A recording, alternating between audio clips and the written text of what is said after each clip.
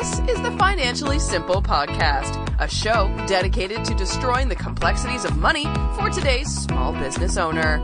And now, here's your host, pizza-loving, certified financial planner, Justin Goodbread.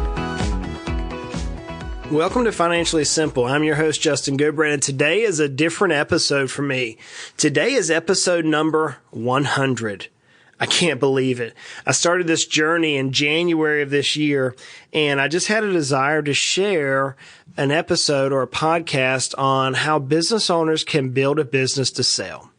And what happened was amazing. I started seeing people instantly start listening to the podcast.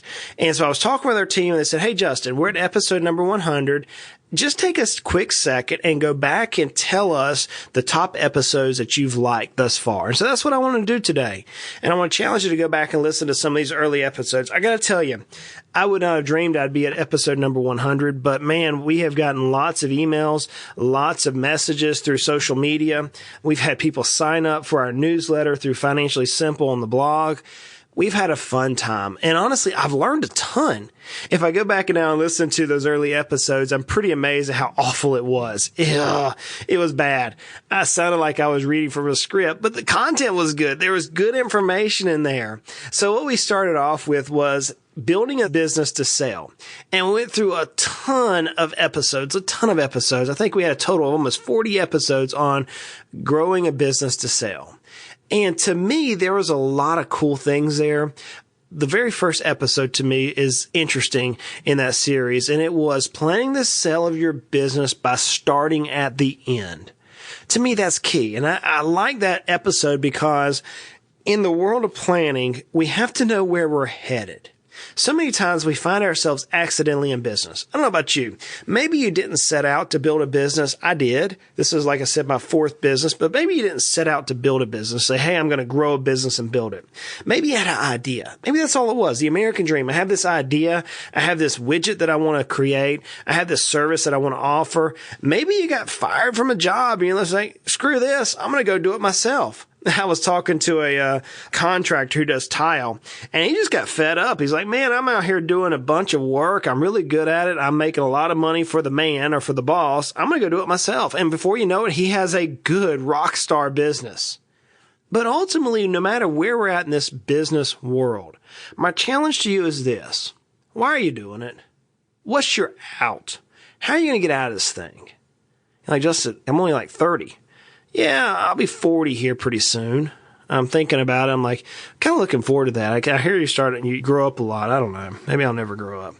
Anyways, maybe you're like, I'm not planning on selling anytime soon. I'm not planning on retiring anytime soon. Yeah, but there's got to be a way that you can start a business early. Or no matter where you're at in business now, think about how you're going to get out. So to me, episode number 2, that was the very first episode in the series on 10 and out or getting out of your company. I think episode number 4 is pretty good. The competitive advantage. How are you different? How are you different?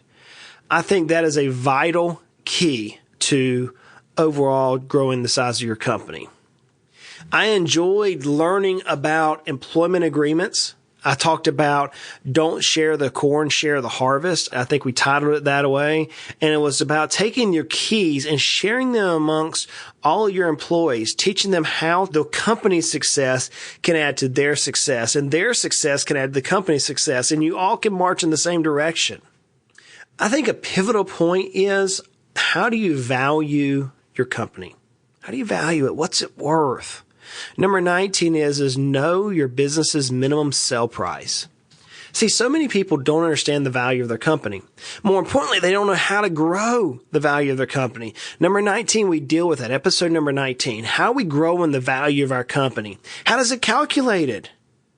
As we progressed through the series, then we started talking about how we're going to sell. And we dealt with things like your pitch book. What does that mean? How do you position your company so that when someone gets this book, they want to make you an offer? One of the key things that I'll talk about a lot, I haven't done so as of yet. We're going to deal with this in this next series I'm coming up on. Episode number 30 deals with how to minimize taxes on the sale of your business. Taxes are the nuisance. They are the thorn in our heel, the Achilles heel. They're the ones that drags down more than anything in our business. In our personal life, taxes are awful. How can we legally minimize those? That's where tax planning comes in. I was actually at the CFP conference, FPA, Financial Planning Association conference in Chicago about a week ago. And I was sitting listening to one of the top tax attorneys in the country. He looked at the room. There's probably, I'm going to make a number up, 200, 300, 400, 500 people. Most of us certified financial planners inside this room. And he said, certified financial planners are today's leading tax experts.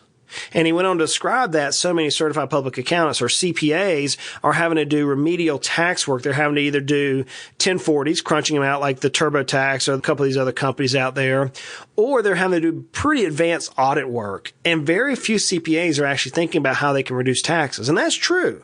They're doing a good work, but this attorney said, he goes, CFPs are the leading authorities right now in tax planning. And to me, minimizing the taxes when you go to sell your business is key. That was episode number 30. I like that particular episode. After we got done with that series, I began interviewing a couple of people that I just wanted to talk to. Chris Snider is the CEO of the Exit Planning Institute. The Exit Planning Institute is a company or an organization which teaches all about exit planning, all about how to plan for your company to leave. I enjoyed that particular interview with Chris. It was fun. I enjoyed it. I was able to get him on the podcast and just talk through various things that I thought were valuable. Starting and funding, and that was about episode number 44, and that was with Jonathan Mills Patrick. Jonathan is a friend of mine. He's one that I put a lot of value in his relationship, not just as a friend, but he also is really intelligent, and he's a lender. He does a lot of lending education, and it's just fun to hear him talk about what it takes to gain value or what it takes for a business to get money from an institution, whether it be private or public. I thought that was an interesting podcast. After we got done with a few of those basic interviews, then I dealt with starting a company, and I did a quick mini series, nothing too deep. I dealt with a couple of high topic levels on starting a company, things from picking out the type of business that you're in, using digital marketing, what is merchant services, how do mortgages work. We dealt with some basic things in starting a company.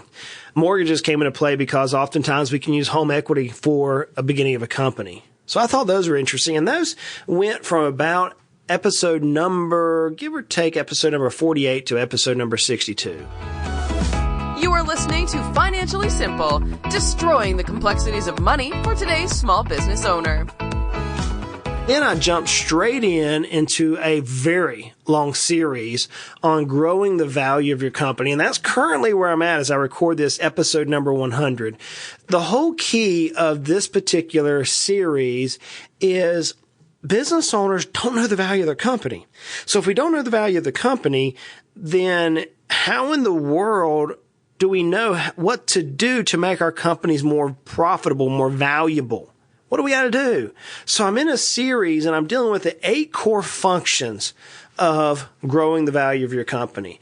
And we deal with planning and leadership and sales and marketing and the people of your company, the operation division, the finance, the legal. We're dealing with all 8 components and we're taking deep dives into those. To me, though, all of this comes in to the strategic plan. The strategic plan is vital. It's vital for a company. Vital. I dealt with that in episode 77.